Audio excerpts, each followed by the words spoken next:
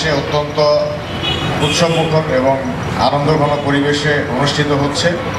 বাংলাদেশের এবং পৃথিবীর সকল দেশের হিন্দু ধর্ম অবলম্বনকারীদের জন্য দুর্গাপূজা সবচেয়ে বড় একটি উৎসব।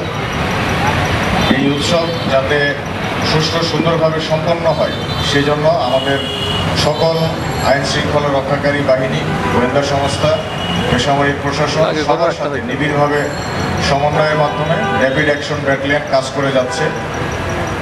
আজকে থেকে আরও 2 সপ্তাহ আগে থেকেই আমরা আমাদের গোয়েন্দা কার্যক্রম এবং টহল কার্যক্রম শুরু করেছি।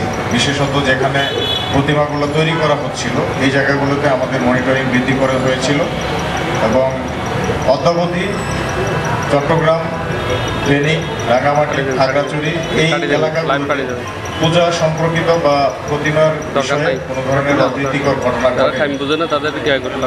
একটা গুজব সোশ্যাল মিডিয়াতে অনেকে ছড়ানোর চেষ্টা করেছিল, যেটা পরবর্তীতে প্রমাণ পাওয়া গিয়েছে যে এগুলো গুজব ছিল।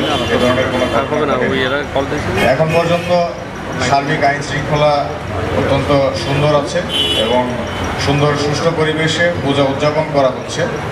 আমি সকল পূজা উদযাপনকারীদের জন্য ভলেন্টিয়ারদের এবং স্থানীয় জনগণদেরকে অনুরোধ করব, সবাই যেন আইন শৃঙ্খলা রক্ষার জন্য সকলকে সহায়তা প্রদান করে এবং কোনো ধরনের দৈনিক আজকের বাংলা .net